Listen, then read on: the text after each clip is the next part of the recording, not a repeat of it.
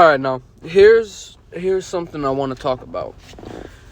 I have a problem with what the Warriors are doing. So they just recently came out and said they're not gonna destroy their future to help win now or help Steph Curry try to win now. Draymond said it, Steve Kerr, and I think Steph Curry said it. So this is my problem with it.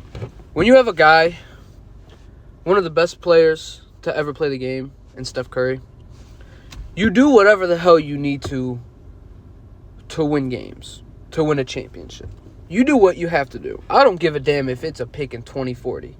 You trade that damn pick so you can try to win another championship with Steph Curry, or at least be competitive. Because right now, you guys are a few games out of the play-in, and you're talking about the future. Steph Curry's 35, 36 years old. Yeah, he only has a few years left, which I hate saying that, but Steph Curry only has a few years left. And you're going to waste the last few years of his career being a play-in team? Not even being a lottery team? That just sounds stupid to me. It's just stupid. Why are you going to be a lottery team when you have a guy like Steph Curry who can still win you games? You have to give him, if it's like the same thing with not exactly the same thing, but the same thing with Jimmy Butler. You give them another star, they will win you games. They will get you deep in the playoffs. It's the same damn thing. Get him good players, and you will win games. Not saying you have to get a Kevin Durant, not saying you have to get a LeBron. Get him you should have traded for Lauri Markkanen. AirPods is not good.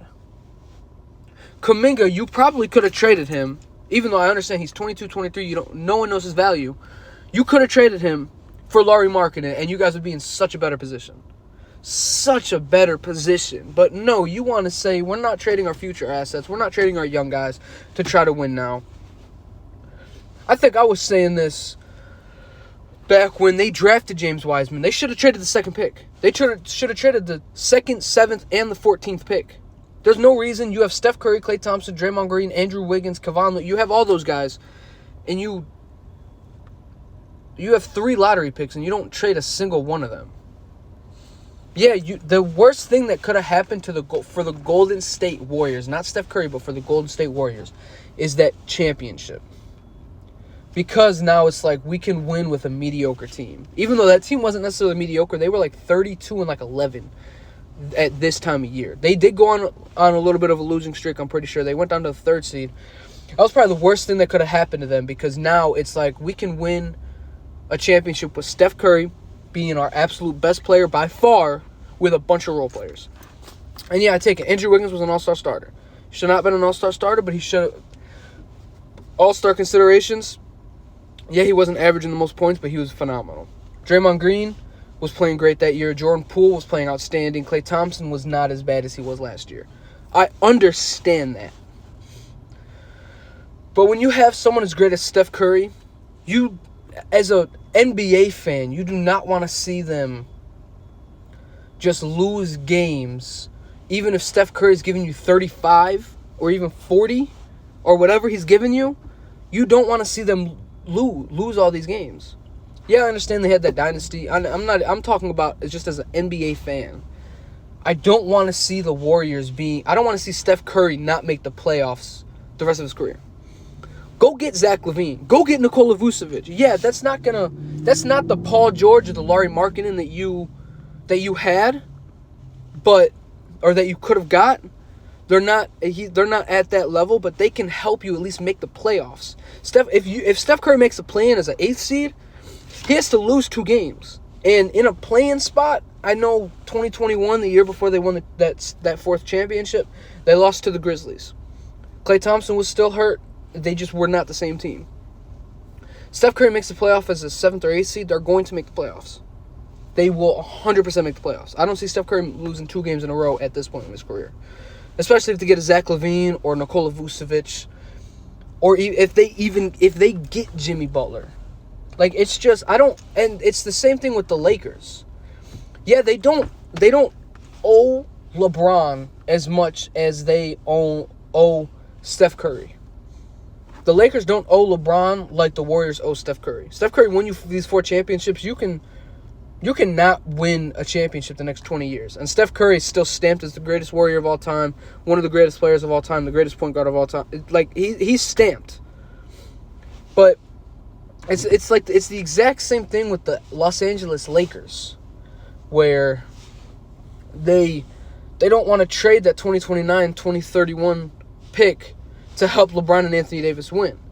Yeah, I understand you don't know where that's going to be, but if you can win another championship, if you can go to the finals again with that team, if you can be a very, very competitive / contending team with LeBron James and Anthony Davis as your best 2 players, to this point, you get them a nice star, a nice 3rd star, and you can be a really good team in the playoffs. I think they'd rather have that than have a 2029, 2031 pick where we don't even know what's going to go on in the NBA at that point. We don't know what is going to be in 2029, 2031. We don't know what's going to be there. So it's just, I commend the Lakers and the Suns more because they have tried. The Suns, they traded Chris Paul, they traded Ayton, they traded a bunch of players for Bradley Beal. They didn't trade DeAndre Ayton to the Wizards, but he was a part of that trade. It was like a 4 or 5 team trade, whatever it was. They tried. They got Bradley Beal. It hasn't worked out the first year and a half, and I think they're going to trade it. I hope it is for Jimmy Butler. I think that changes everything for the Phoenix Suns. I think that changes everything. They have a defender. They have a guy that can facilitate. They have a guy that can set up an offense in Jimmy Butler. You have Devin Booker as your shooting guards. You have Kevin Durant as your 4. You have Nick Richards as your 5, which I love that. I love that trade. You have Tyus Jones as your 1, and then you got that bench still figuring it out. You got Royce O'Neal. I think Monte Morris is still on that team. You still have Nurkic, which hopefully you can make a trade to get a better backup, something, just someone off the bench. You have Mason Plumlee, hopefully, as your backup center. It's just, or you have Grayson Allen. So you have a solid bench. You have a solid team, but it's like, it's just not working. And then the Lakers, they tried with getting Russell Westbrook. They tried. They tried with getting D'Angelo Russell. And it was great the first year. Second year, they were 7th seed, got swept in the first round. They tried. I fully understand. They full on tried to make a splash trade. Just did not work. I don't like what the Warriors are doing. I don't like what the Warriors are doing, but hopefully the Warriors and the Lakers are going to be like the Suns and not give a damn about the picks. We have Kevin Durant. We have LeBron James. We have Steph Curry. Let's try to get them a solid roster to help them win.